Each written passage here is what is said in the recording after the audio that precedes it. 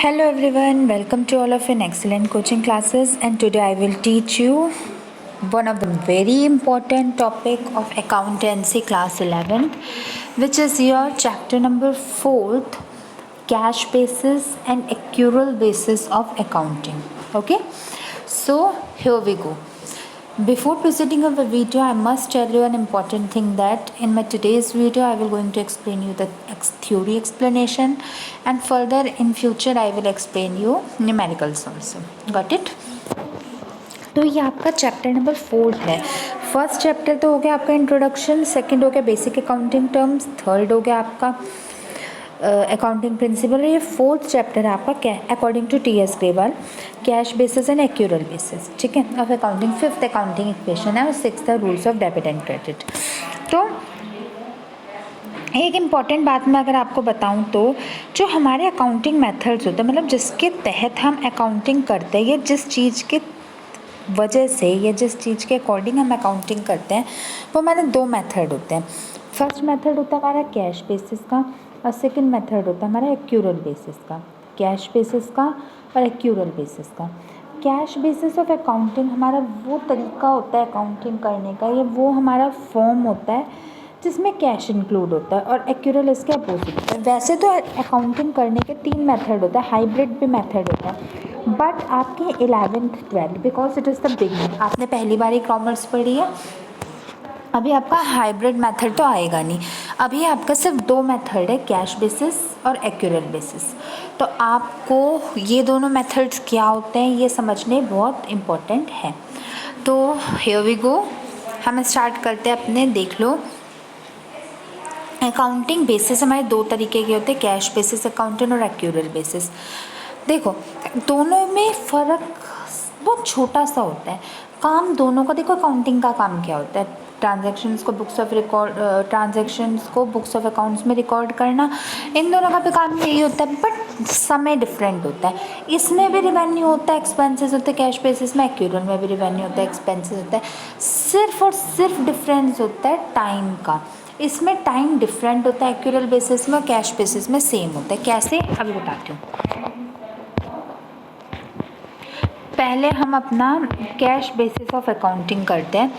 Cash basis of accounting हमारी, पहले अगर मैं टेक्निकल डेफिनेशन पे जाऊँ उससे पहले मैं आपको बता देती हूँ.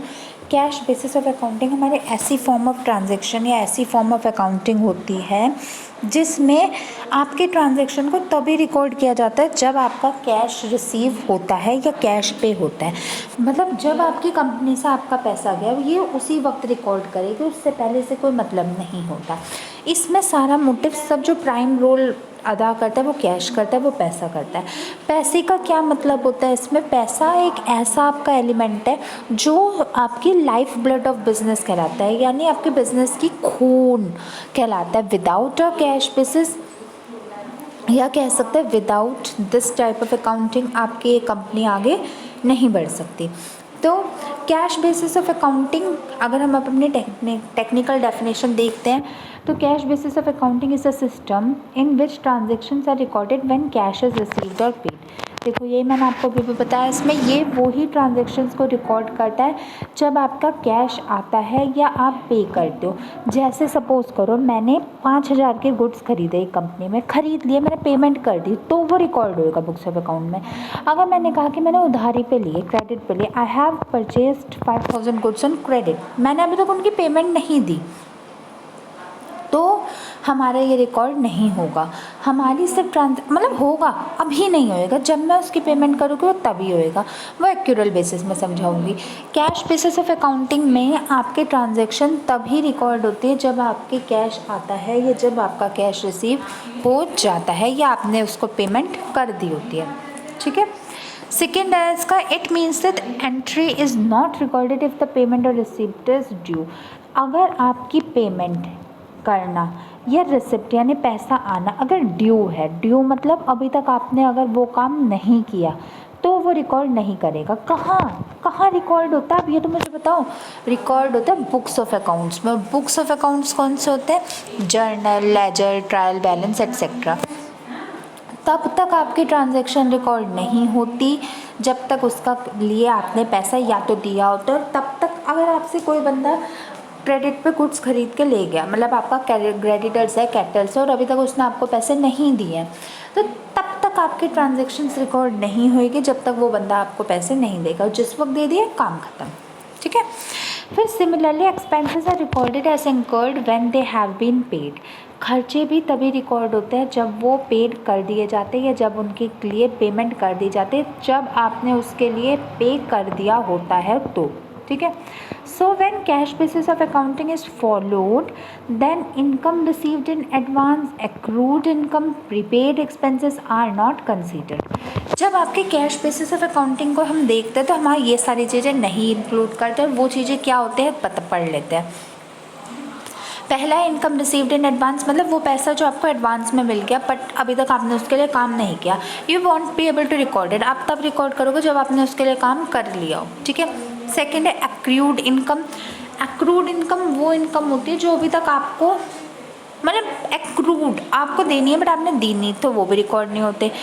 प्रीपेड एक्सपेंसेस, प्रीपेड एक्सपेंसेस मतलब वो खर्चे जो आप बाद में कर सकते थे उनकी पेमेंट, बट आपने प्री पेड पहले कर दी, प्री में कर दी, तो वो भी कंसीडर नहीं होता। वो होते हैं, मैं ये नहीं कह रही वो नहीं होते, लेकिन वो तब होते हैं जब या जिस वक्त आपको आगे उसको रिकॉर्ड करना होता है या जिस वक्त आपकी कैश उससे रिलेटेड आ जाता है। समझ के cash basis of accounting. I hopefully so हर एक ट्रांजैक्शन अच्छे से समझ आई होगी, इसे अपनी कॉपी में नोट डाउन करना, बहुत अच्छी डेफिनेशन है। चलिए आगे बढ़ते हैं। अब हम करते हैं अपना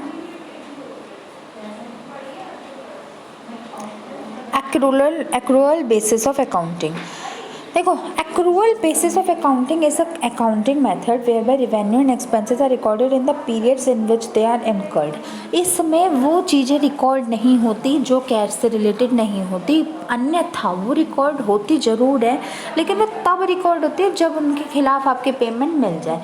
कहने का सीधा सरल सिंपल शब्दों में ये मतलब है कि ये सारी उन ट्रांजैक्शंस को नहीं रिकॉर्ड करता जो ट्रांजैक्शंस आपकी अभी तक हुई ना हो। मतलब ये क्रेडिटर्स या डेब्टर्स यानी उधारी के काम को ये नहीं कंसीडर करता, ये उधार नहीं देता ना ही लेता है देता है, लेकिन उन्हें रिकॉर्ड नहीं करता। अपनी एंट्री, अब आगे मैं आपको चैप्टर्स करवाऊँगी जर्नल लेजर्स वगैरह के, आगे की एंट्री आपको तभी समझ आएगी, मतलब ये तब जब आएगी तब आपको समझ आ जाएगा कि रिकॉर्डिंग ऑफ ट्रांजैक्शन तब हो सकती है जब आपका पैसा पे हुआ हो। समझ गए। सेकेंड होता है accounting, accrual accounting is opposite of cash accounting. ये बिल्कुल उसका अपोजिट होता है कैश अकाउंटिंग का। कैश अकाउंटिंग में तो जब जो चीज़ आई तब लिख लिया, इसमें ऐसा नहीं होता। ये सारी इकोनॉमिक इवेंट्स को जो कैश में होते हैं उन्हें नहीं रिकॉर्ड करता। Most business are typically use 1 और 2 basis of accounting method bookkeeping, that is cash और एक्रूअल बेसिस। मैंने आपको बताया था ना एक तीसरा मेथड भी होता है हाइब्रिड मेथड, बट ज़्यादातर अकाउंटिंग के लोग इसे कंसीडर नहीं करते। ज़्यादातर लोग इन दोनों को ही कंसीडर करते हैं, कैश और एक्रूअल को।